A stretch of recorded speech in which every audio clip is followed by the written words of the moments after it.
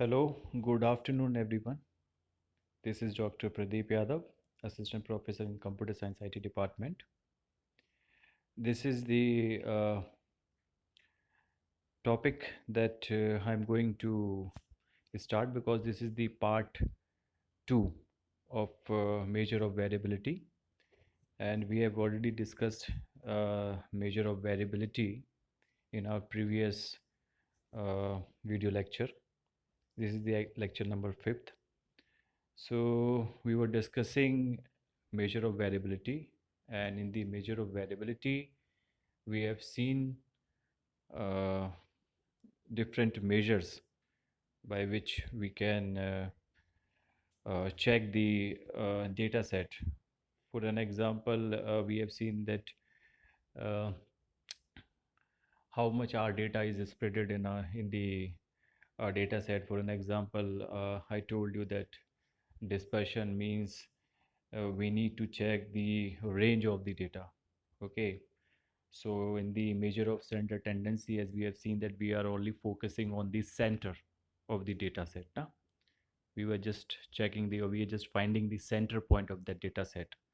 But in the case of measure of variability, we need to find the data, the minimum or the maximum, the points which are lying. So here we are taking different measures of variability. So the first one was the range, okay, and second was the IQR. So let's move. These are the content. These are different contents, and we have seen the descriptive statistic. And after that, we have already covered the measure of center tendency, and now we are discussing measure of variability.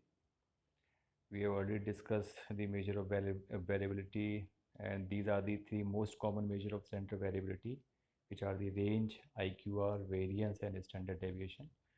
So we have already discussed the range. Range में हमने क्या लिया था, ये values हैं कुछ जो largest and the smallest values को हम चेक कर रहे हैं यहाँ पे, which are the smallest and largest value, and after that we will find the range. तो 9 यहाँ पर लार्जेस्ट वैल्यू है, 2 स्मॉलेस्ट वैल्यू है, तो रेंज आपका निकला 7. So that was the range. And I Q are मैंने आपको बता ही दिया है कि आई क्यू आर में हम we are just calculating the Q one, Q two and Q three. तो सबसे पहले हम मीडियन फाइंड आउट करेंगे, जो कि आपका क्यू टू रहता है, median. Okay, then after calculating the median we were calculating the Q one, जो कि आपका फर्स्ट मीडियन का जो मीडियन से पहले वाला जो पार्ट है वो आपका फर्स्ट क्वार्टाइल रहता है. दैन मीडियन के बाद वाला आपका क्यू थ्री रहता है. तो हमने इस तरीके से आई क्यू आर का इसमें न्यूमेरिकल किया हुआ है already, and we have seen this I Q R. And then Q one, Q three minus Q one, आप क्या फाइंड आउट करेंगे?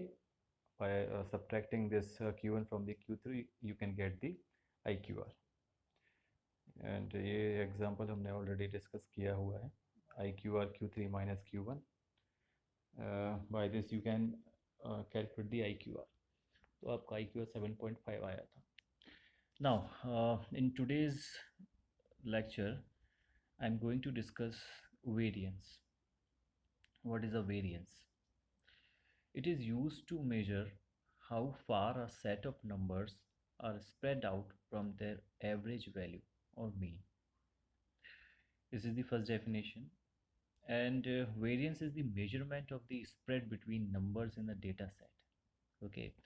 सो वेरिएंस की हम जब बात करते हैं तो हम ये फाइंड आउट करते हैं कि आप जो डेटा सेट में आपकी जितनी भी वैल्यूज़ हैं, ओके, थोड़ा सा ध्यान दीजिएगा. मैंने सबसे पहले आपको प्रीवियस जो वीडियोस हैं आप तो उसको जरा देखेंगे, तब आप वहाँ आपको पता चलेगा कि वेरिएबल की डेफिनेशन मैंने आपको बताई थी कि वेरिएबल क्या होता है. ओके, मैंने आपको बताया था मेजरमेंट क्या होता है, एंड उसके बाद मैंने आपको बताया था डेटा क्या होता है. ओके, तो मेजरमेंट की जब जो डेफिनेशन थी वहाँ बता रहे थे किसी नंबर से हम किसी चीज़ों को करते हैं. वहाँ कुछ नंबर्स मुझे असाइन करने पड़ते हैं, and collection of measurement is known as the data. यही चीज़ मैंने आपको डिस्कस की थी पहले. तो collection of measurement is known as the data. Okay, तो यहाँ जो हम बात कर रहे हैं, अभी हम बात कर रहे हैं वेरिएंस की। तो it is use to measure how far a set of numbers are spread out. तो यहाँ आपकी जो भी डेटा है आपका, किस फॉर्म में है, अलग अलग आपकी जो वैल्यूज़ हम ले रहे हैं, वो हम वहाँ फाइंड आउट कर रहे हैं कि आपका सबसे पहले मीन क्या है। ओके। और जो वैल्यूज़ हैं वो उससे कितनी दूरी पे हैं, वो कितनी दूरी पे स्प्रेडेड है। ओके। तो वो मेजर करना, that is known as the variance. तो यहाँ variance is a measurement of the spread between the numbers in a data set. Okay. यहाँ दो चीज़ें और इम्पोर्टेंट हैं, population and sample. Population, it is a collection of all possible measurement. कहने का मतलब ये है कि हम पॉपुलेशन में पूरा डेटा कंसिडर कर रहे हैं। अभी मैंने आपको बताया ना कि डेटा की डेफिनेशन क्या है, कि collection of all measurement. Okay. तो जितनी भी आपके पास वैल्यूज़ हैं वो सब मिलके क्या बन रहा है, एक डेटा बन रहा है। ओके। तो पॉपुलेशन क्या है, वो पूरा कंप्लीट डेटा सेट, वो मेरा पॉपुलेशन है। बट जब हम कुछ एनालिसिस करते हैं, हम उस पूरी पॉपुलेशन पर नहीं कर सकते। ओके। तो हम उसमें से कुछ सैंपल्स को ऑप्ट करते हैं। तो कुछ जो सैंपल्स रहेंगे, हम उन सैंपल्स को सिलेक्ट करेंगे और उन सैंपल्स पे हम अपनी कैलकुलेशंस करेंगे। ओके। एंड जो रिज़ल्ट आएगा उस सैंपल्स के थ्रू, वो हम कंसिडर करेंगे कि ये पॉपुलेशन का ही रिज़ल्ट इस तरीके से आ सकता है कि पॉपुलेशन पे भी यही मेजरमेंट अप्लाई की जा सकती है। सो यहाँ दो चीज़ें बहुत इंपॉर्टेंट है, पॉपुलेशन एंड सैंपल। ये जो दो टर्मिनोलॉजीज़ हैं, ये कई जगह यूज़ होंगे। एंड इवन अभी हम डिस्क्रिप्टिव स्टैटिस्टिक पढ़ रहे हैं, आगे एक दूसरी स्टैटिस्टिक आएगी जिसका नाम है इन्फ्रेंशियल स्टैटिस्टिक। वहाँ हम population and sample in terms का बहुत यूज़ करेंगे। ओके। तो अभी पॉपुलेशन एंड सैंपल, तो ये चीज़ें आपको क्लियर हुई होंगी कि पॉपुलेशन क्या होता है। पॉपुलेशन एक तरीके से पूरा आपका डेटा है और the collection of records that we are taking. और सैंपल है कि उस पॉपुलेशन में से रैंडमली हम कुछ चीज़ों को सिलेक्ट कर लेते हैं। ओके। सो रैंडमली सिलेक्शन उस, और या it is a portion of part of that population. Okay. So by this symbol we will represent the variance. Now यहाँ देखिए, population variance and sample variance. Okay. So this is the formula that we are using to calculate the population variance, and we have another formula by which we will calculate the sample variance. Okay, तो अब समझ में आया होगा कि population and sample, तो इसमें कभी confuse ना होइए कि population क्या है, sample क्या है। Then population variance, by this symbol we will represent the population variance, and thereby s square is equal to sample variance. You can take any symbols. सो यहाँ summation of x of I minus mu की power square, यहाँ जो mu है वो आपका mean है। Okay. So standard deviation में हम क्या करते हैं, जो value minus mean whole the power square. तो यहाँ जो हम वैल्यूज़ ले रहे हैं, यहाँ हम सबसे पहले क्या करेंगे, वैल्यूज़ जो इंडिविजुअली आपकी वैल्यूज़ रहेंगी उसमें से हम मीन को सब्ट्रैक्ट करेंगे। ओके। देन उसका स्क्वायर करेंगे, जो भी वैल्यू हमारी आएगी उसका स्क्वायर करेंगे। इस तरीके से हम जितनी भी वैल्यूज़ आ रही हैं उन सबको ऐड कर लेंगे। क्या करेंगे, ऐड करेंगे और डिवाइड करेंगे टोटल नंबर ऑफ वैल्यू से। ओके। तो पॉपुलेशन का साइज जितना रहेगा या टोटल नंबर ऑफ जो वैल्यूज़ हैं आपकी, उससे हम डिवाइड करेंगे, then we will get this variance. So this is the formula for the variance. Now after variance we have standard deviation. The standard deviation is a measure of the amount of variation or dispersion of a set of values. Low standard deviation indicates that the values tend to be close to the mean of the set, while a high standard deviation indicates that the values are spread out over a wider range. Actually वो standard deviation को हम अगर दूसरे तरीके से देखें तो simple सा स्टैंडर्ड डेविएशन जो रहता है वो रहता है वेरिएंस का स्क्वायर रूट। ओके, सो जब हम वेरिएंस का स्क्वायर रूट कर देते हैं then we will get this standard deviation. Okay, अब बात आती है कि कहीं कहीं पे आपकी जो वैल्यूज़ हैं वो मीन के बहुत पास में हैं, उस केस में स्टैंडर्ड डेविएशन क्या रहेगा? तो उस केस में आपका स्टैंडर्ड डेविएशन बहुत लो रहेगा। This is the most important point. जब हम प्रोबेबिलिटी डिस्ट्रीब्यूशन पढ़ेंगे हमारे नेक्स्ट वीडियोस में, वहाँ हम ये चेक करते हैं कि आपका स्टैंडर्ड डेविएशन लो है या हाई है। ओके, सो स्टैंडर्ड डेविएशन अगर मीन के बहुत क्लोज है, ओके, तो उस केस में आपका स्टैंडर्ड डेविएशन क्या रहेगा? Low standard deviation. और बोलना चाहें तो low standard deviation indicates that the values tends to be close to the mean of the set. दूसरा अभी आप यही चीज़, अगर आपका स्टैंडर्ड डेविएशन बहुत लो है, बहुत कम है in comparison to the mean, तो आप ये समझ लीजिए कि आपके जो वैल्यूज़ हैं वो मीन के बहुत पास हैं। Okay, while a high standard deviation indicates that the values are spread out over a wider range. Okay, तो यहाँ थोड़ा सा देखिए ग्राफिकल वे में मैं आपको बता रहा था कि अगर मीन अगर आपको पता है वैल्यूज़, मतलब जो भी आपके डेटा सेट में जितनी वैल्यूज़ हैं अगर आपको मीन पता है और आप देख रहे हैं कि वहाँ पे जो वैल्यूज़ हैं वो उसके आसपास हैं, ज़्यादा स्प्रेडेड नहीं है, तो उस केस में भी अपन पता कर सकते हैं कि आपका स्टैंडर्ड डेविएशन हाई रहेगा या लो रहेगा।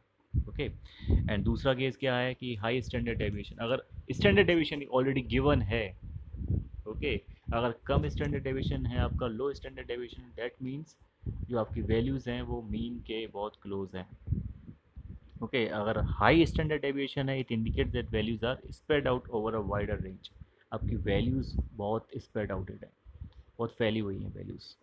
ओके, मीन के पास इतनी मीन की क्लोज नहीं है वो वैल्यूज़। समझ लीजिए आपका मीन आया 100, ओके, एंड जो वैल्यूज़ हैं आपकी कोई ज़ीरो है, कोई आपका 1000 है, कोई आपका 1500 वैल्यूज़ है, तो ये क्या है? यहाँ तो वैल्यूज़ फैली हुई हैं, यहाँ पे तो आपका हाई स्टैंडर्ड डेविएशन आएगा। ओके, और अगर मैं यही चीज़ बोलूँ कि आपका मीन है 100, अगर यहाँ पे 90, 91, 92, 105, 110 ये वैल्यूज़ आएंगी, तो इस केस में क्या है? इस केस में मीन के पास सारी वैल्यूज़ उसके क्लोज हैं, तो ये कौन सा स्टैंडर्ड डेविएशन है? यहाँ पे आपका low standard deviation. So in this way we can predict that whether your standard deviation is low or high. Now this is the formula for the standard deviation। मैंने आपको बताया भी है कि वेरिएंस का जब हम स्क्वायर रूट कर देंगे then we will get this formula for the standard deviation। Okay, so these are the terms that we have used now। Best जो आपको जो समझाना है वो है न्यूमेरिकल से, because by using the numerical you can learn the things in a easy way। So here I've taken a numerical, and in the numerical it is given that the number of books sold at the issuance store in the New Delhi airport between 3 and 8 p.m. for a sample of 5 days last year were 10, 20, 50, 30 and 40। तो कुछ generally क्या है कि एक store है वहाँ पे books को बेचा जाता है, तो हर दिन बुक्स बेचती हैं। ओके, तो उसका तो हर दिन का डेटा रहेगा, बट हम क्या कर रहे हैं यहाँ पे, हम सैंपल्स उठा रहे हैं। हमने रैंडमली 5 दिन उठा लिए कोई भी। Okay, for a sample of 5 days last year work, तो हमने उन 5 दिन में क्या पाया कि एक दिन में कितनी बुक बेची आपकी 10, दूसरे दिन कितनी बची 20। ओके, जो भी आपका तीसरा दिन रहा होगा उसमें 50 बची, और फोर्थ में आपका 30 बची, एंड लास्ट में आपका फिफ्थ डे में 40 बची। Okay, so determine the mean deviation for the number of books. तो यहाँ हमें क्या फाइंड आउट करना है? Mean deviation. तो सबसे पहले हम रेंज फाइंड आउट करेंगे। तो रेंज अभी आप देख सकते हैं यहाँ पे रेंज 50 सबसे लार्जेस्ट वैल्यू है, और 10 सबसे स्मॉलेस्ट है। तो रेंज क्या रहेगी आपकी? Range will be 40। Okay, now mean deviation. समझ लीजिए, यहाँ मैंने दूसरा डेटा सेट लिया हुआ है। मैंने लिया हुआ है कि number of books sold daily, यहाँ कितनी है? 10 बुक्स हैं।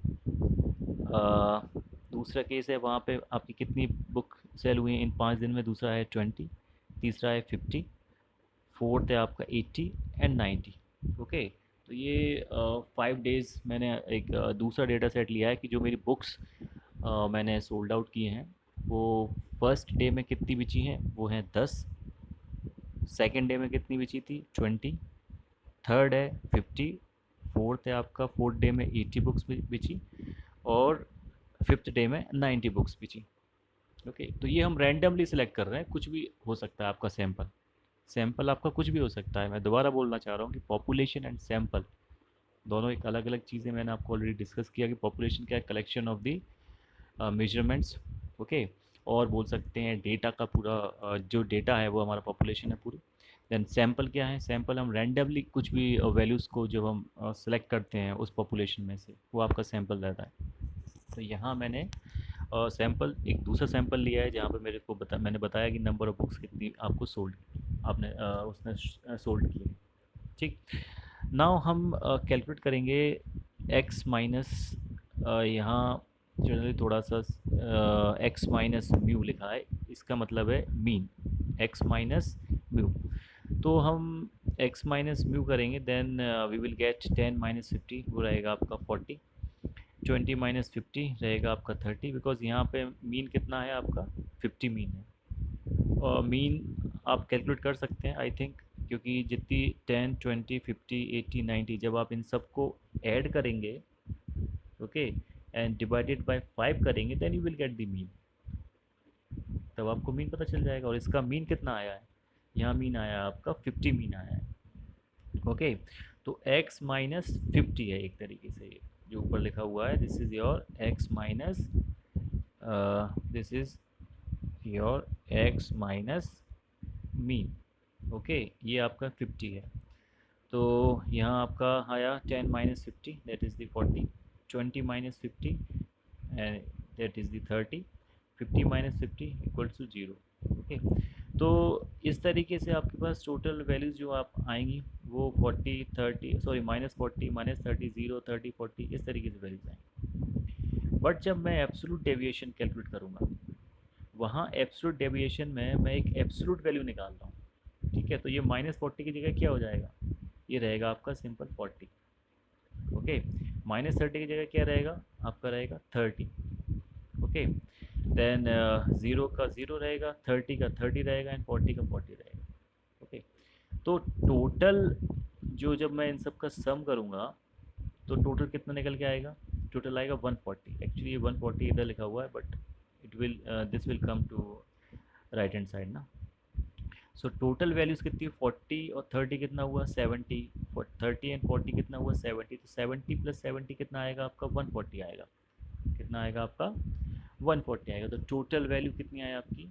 140। ओके, दोबारा सुन लीजिए, जो आपका मीन है, वो मीन कैसे कैलकुलेट हुआ? ये जो सारी वैल्यूज़ हैं यहाँ से लेके यहाँ तक, इनको मैंने ऐड किया और डिवाइडेड बाय ए 1 2 3 4 5, किससे डिवाइड किया? 5 से। तो कितना आया आपका मीन? तब आपका मीन आएगा 50। ओके, सो जब मीन 50 आया तब आप क्या करेंगे? जो एक्स एक्स कितना है? 10। 10 माइनस मीन 50। 10 माइनस मीन कितना है? 50 है ना, तो अपना कितनी वैल्यू आई? माइनस 40। फिर अपनी वैल्यू कितनी है? 20 माइनस मीन कितना आया आपका? माइनस 30। दैन 50 माइनस 50 कितना आया? 0। 80 माइनस 50 कितना आया? 30। 90 माइनस 50 कितना आया? 40। ओके, ये जो टोटल किया है मैंने, इसका टोटल नहीं किया है मैंने, टोटल जो किया है वो किया है एब्सोल्यूट डेविएशन का। ओके, तो यहाँ पे 40, जब मैं एब्सोल्यूट डेविएशन निकालूंगा तो जो माइनस 40 था, तो क्योंकि एब्सोल्यूट वैल्यू कितनी रहेगी इसकी? 40 रहेगी सिंपल। 30, जो माइनस 30 था वो कितना रहेगा? 30 रहेगा। यहाँ 0 रहेगा, प्लस 30, जो 30 है प्लस में, वो 30 प्लस में ही रहेगा, एंड 40 40 ही रहेगा। तो ये जो टोटल वैल्यू आई यहाँ से लेके यहाँ तक आपकी, वो आई है 140। 140। Okay, now in that case mean deviation. So यहाँ मीन डेविएशन का जो फॉर्मूला है वो भी आपको मैंने बताया ही कि समेशन करेंगे हम जितनी भी जो भी वैल्यूज़ हमारी कैलकुलेट हुई हैं, तो टोटल वैल्यूज़ कितनी है ये आपकी 140, 140 divided by 5। Okay, then we will get the mean deviation, और मीन डेविएशन कितना है आपका 28। So in this way you can calculate the mean deviation. Okay, so this is the formula to calculate the mean deviation. Now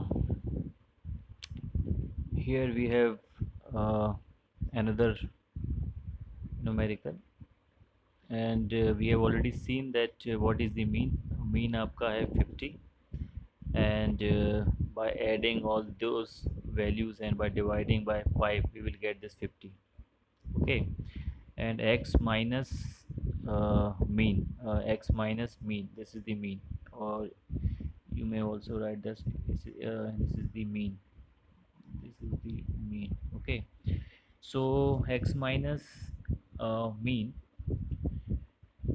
so we are getting these values minus 40, minus 30, 0, 30 and 40. Okay, similarly अब यहाँ अभी तो मैंने x minus mean किया था, but variance निकालने के लिए हम क्या करते हैं, वेरिएंस निकालने के लिए जो मैंने x माइनस मीन किया है उसका होल स्क्वायर होता है कि नहीं होता है,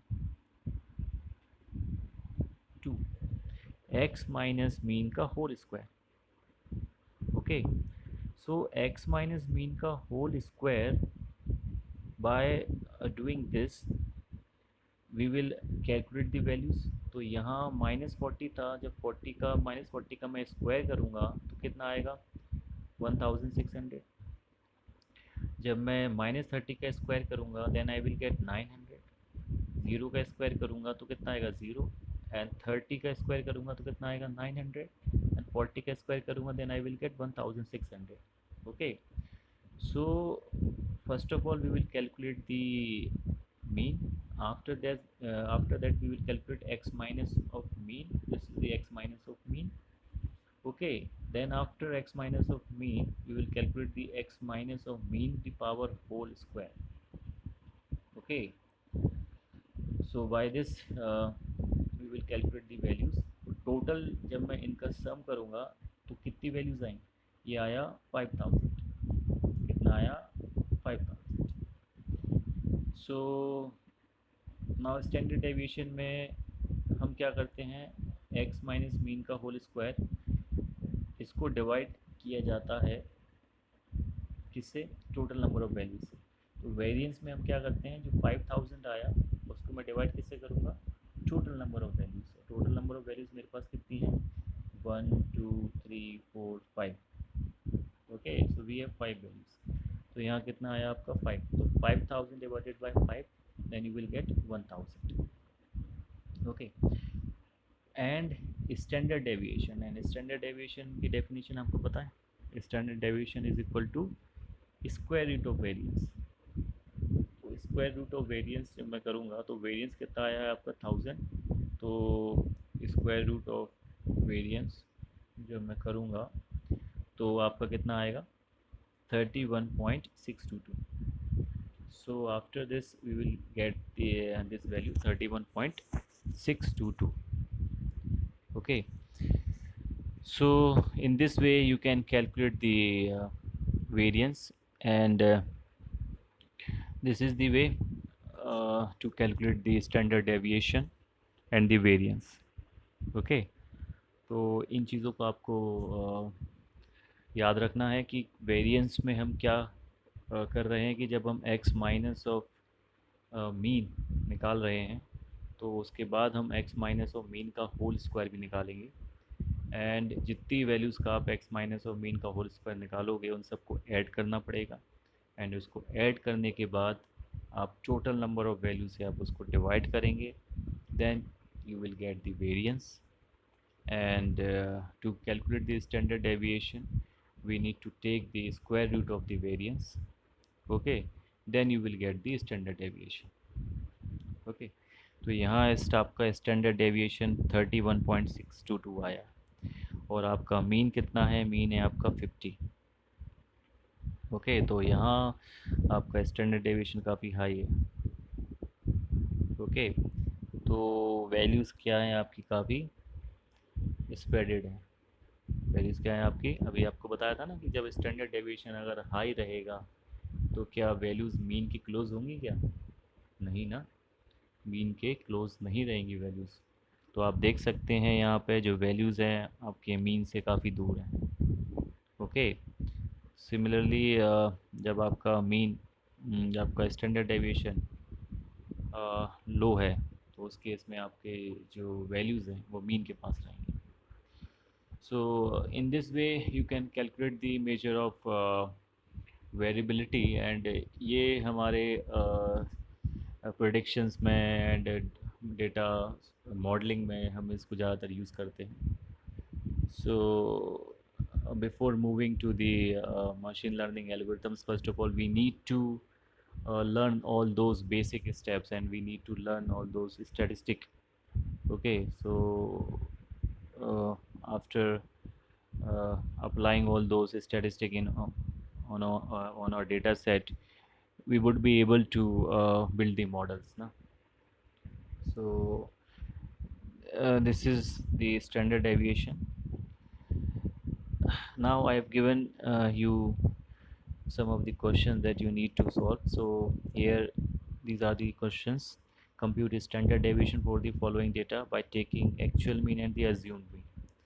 So this is the numerical that I've given to you. And second is the find the standard deviation of the first 20 natural numbers. Okay. And third question is define variance, standard deviation, covariance, and correlation coefficient. So these three questions that you need to complete. These are the references from where I've taken the content. Okay, so that's from my site. If you have any queries, so you can drop the message. And in the class we will discuss these methods, the descriptive and the inferential statistic, in a detailed manner. Okay, so that's from my side. Thank you very much.